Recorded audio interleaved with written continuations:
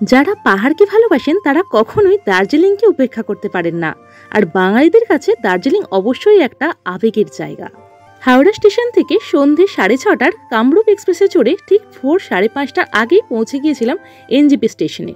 দার্জিলিং তো যাবই, চলুন আলাপটা একটু সেরে নিই। হ্যালো বন্ধুরা, welcome back to my channel. কেমন আছেন সবাই? আশা করছি আপনারা সকলে খুব ভালো আছেন আর সুস্থ আছেন। আজকের এই ভিডিওতে দার্জিলিং যাওয়ার সমস্ত তথ্য আপনাদের সাথে শেয়ার করব, তাই অবশ্যই শেষ পর্যন্ত সকলে সাথে থাকবেন। এনজেপি থেকে দার্জিলিং যাওয়ার জন্য আমাদের গাড়ি আগে থেকেই বুক করা ছিল। আমি গাড়ির ড্রাইভার দাদার নম্বর আমার এই ভিডিওর ডেসক্রিপশন বক্সে আপনাদের সুবিধার্থে দিয়ে দিলাম।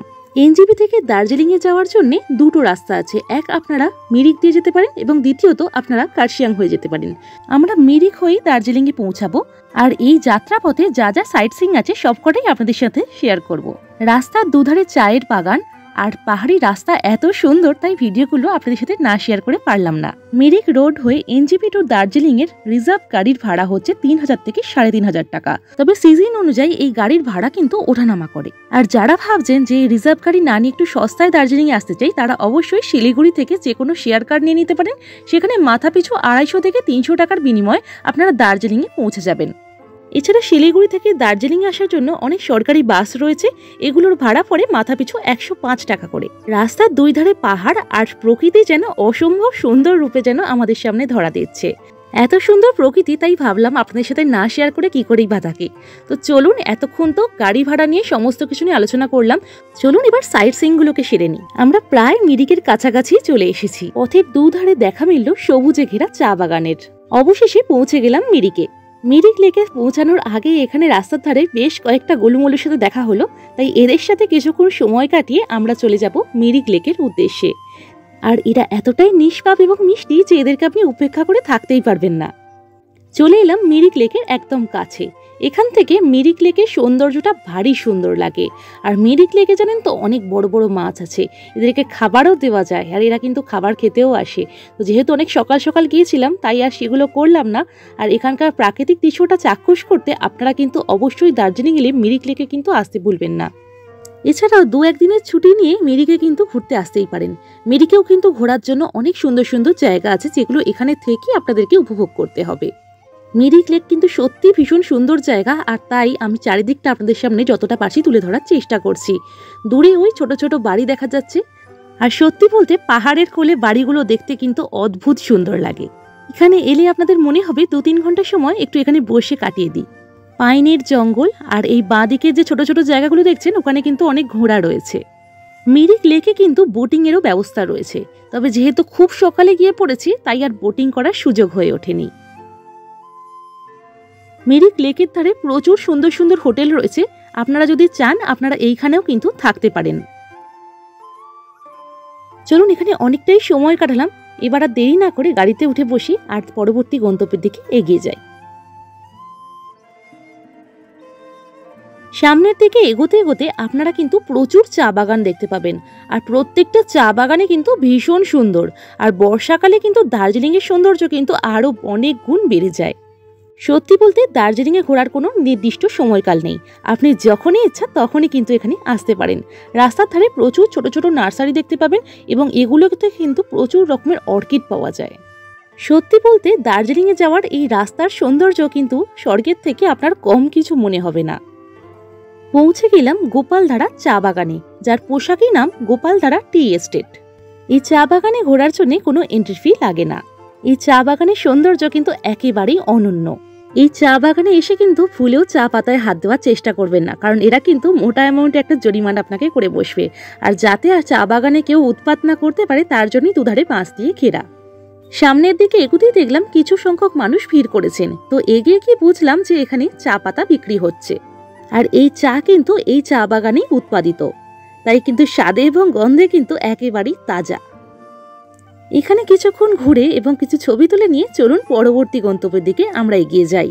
এখানে আপনাদেরকে একটা খুব সুন্দর তথ্য দিয়ে রাখি, আপনারা কিন্তু এই পথে যেতে যেতেই নেপাল বর্ডার অর্থাৎ পশুপতি মার্কেটও কিন্তু ঘুরে দেখতে পারবেন। তো যেহেতু আমরা ভোটের সময় গিয়ে উপস্থিত হয়েছিলাম, তাই ওই সময় ইন্দো নেপাল বর্ডার সিল করা ছিল, তাই নেপালের পশুপতি মার্কেটের ভিডিও আপনাদের সাথে শেয়ার করতে পারলাম না, তার জন্য আমি দুঃখিত। তবে আপনারা গেলে অবশ্যই কিন্তু নেপালের পশুপতি মার্কেটে ঘুরে আসবেন। পাইনে ঘেরা পথ পেরিয়ে চলে এলাম সীমানা বস্তি ভিউ পয়েন্টে। আর ওই যে দূরে ছোট ছোট বাড়ি দেখতে পাচ্ছেন, ওটাই কিন্তু মানেভঞ্জন। আপনারা অফবিট লোকেশনে ঘুরতে চাইলে অবশ্যই মানেভঞ্জনে ঘুরে আসতে পারেন। সীমানা বস্তি এই যে ভিউ পয়েন্টে আমরা এখন রয়েছি, এটা কিন্তু ইন্দো নেপাল সীমান্তেই কিন্তু অবস্থিত। এইখান থেকে দূরে যা দেখা যাচ্ছে ওটা পুরোটাই কিন্তু নেপাল। যেহেতু এই জায়গাটা সিল করেনি, তাই এই জায়গাটায় আমরা ঘুরে আসতে পেরেছি আর আপনাদের সাথে সেই ভিডিওই শেয়ার করছি। যাওয়ার সময় পথের ধারে এইরকম প্রচুর পাহাড়ি মার্কেট পাবেন, আর দেখতে কিন্তু অসাধারণ লাগছিল। প্রসঙ্গত আমাদের শহরাঞ্চলের সাথে এই পাহাড়ি মার্কেটগুলোর কিন্তু কোনো মিল নেই, আর দেখতে কিন্তু ভারী সুন্দর। এইসব দোকানগুলোতে এমন অনেক অনেক জিনিস পাওয়া যায়, যে জিনিসগুলো আমাদের শহরাঞ্চলে বা আমাদের সমতলে কিন্তু পাওয়া যায় না। আর এখানে কিন্তু অনেক বিভিন্ন ধরনের খাবার জিনিসও পাওয়া যায়, যেগুলো আমাদের এখানে প্রচলন নেই। চলে এলাম লেপচা জগৎ।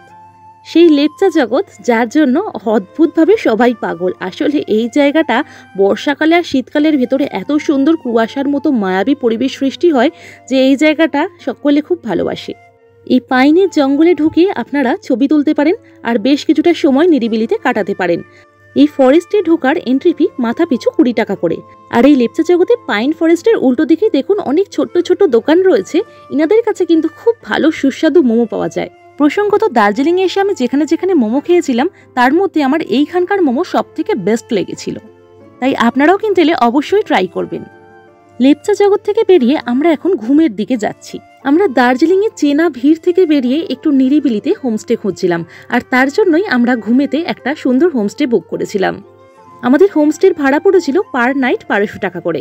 সত্যি বলতে আমাদের হোমস্টেটা ছিল ভীষণ পরিষ্কার পরিচ্ছন্ন, ভীষণ সুন্দর এবং চারিদিকে পাহাড় দিয়ে ঘেরা। আপনাদের সুবিধার্থে আমি হোমস্টের নাম্বার আমার এই ডেসক্রিপশন বক্সে দিয়ে দিচ্ছি, আপনারা চাইলে অবশ্যই সেখানে থাকতে পারেন।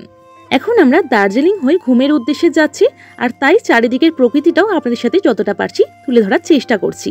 দেখুন এইখান দিয়ে যেখান দিয়ে যাচ্ছি, ডান দিকেই দেখুন এখানে দাঁড়িয়ে রয়েছে দার্জিলিংয়ের সেই বিখ্যাত টয় ট্রেন। আর এই টয় ট্রেনটা কিছুক্ষণের মধ্যেই এখান থেকে ছাড়বে। দার্জিলিংয়ের এটাই আমার প্রথম পর্ব, আর এরপর কিন্তু আরও অনেকগুলো পর্ব আসতে থাকবে। দেখানোর সুবিধার্থে এবং আপনাদের সুবিধার জন্য আমি এই দার্জিলিং সফরটাকে অনেকগুলো ভাগে ভাগ করেছি। আর এইটাই ছিল আমাদের ডে 1-এর সকালের পর্ব। তাই অবশ্যই চ্যানেলটাকে সাবস্ক্রাইব করে রাখবেন। আর আমার এই ভিডিওটা আপনাদের কেমন লেগেছে আমাকে কিন্তু জানাতে একদম ভুলবেন না। দার্জিলিং শহরটা কিন্তু অত্যন্ত সুন্দর এবং সাজানো। আর এখান দিয়ে সামনে দিয়ে যেতে যেতেই দেখা পেলাম বাঁদিকে ক্লক টাওয়ারে। ওই যে দূরে দেখুন বাঁদিকে দেখা যাচ্ছে ক্লক টাওয়ার দাঁড়িয়ে রয়েছে। চলুন, এতক্ষণ তো অনেক সাইট সিইং দেখলেন, চলুন এবার একটু দার্জিলিং শহরটাকে যতটা পারছি আপনাদের সাথে তুলে ধরার চেষ্টা করছি। আশা করছি এই শহরের সৌন্দর্যও আপনাদের সকলের ভীষণ ভালো লাগবে। দার্জিলিংয়ে যখন ঘোরার সিজন চলে তখন কিন্তু এইখানে কিন্তু প্রচণ্ড ভিড় হয়, মানে এই রাস্তাগুলোয় রীতিমতো জ্যাম লেগে যায়। তাই মরশুমে এলে অবশ্যই আপনাকে একটু ধৈর্য রাখতে হবে বইকি। আজকে আমার এই ভিডিওটা যদি আপনাদের ভালো লেগে থাকে তাহলে কিন্তু অবশ্যই লাইক, কমেন্ট, শেয়ার এবং সাবস্ক্রাইব করে সাথে থাকতে একদম ভুলবেন না। দেখা হবে নতুন আরও অনেক সুন্দর সুন্দর ভিডিও নিয়ে এবং দার্জিলিংয়ের আরও সুন্দর সুন্দর জায়গা নিয়ে। ততক্ষণের জন্য সকলে খুব ভালো থাকবেন, সুস্থ থাকবেন। ভিডিওটা শেষ পর্যন্ত দেখার জন্য আপনাদেরকে অসংখ্য ধন্যবাদ। আজকের মতো ভিডিওটা এখানেই শেষ করছি। টাটা।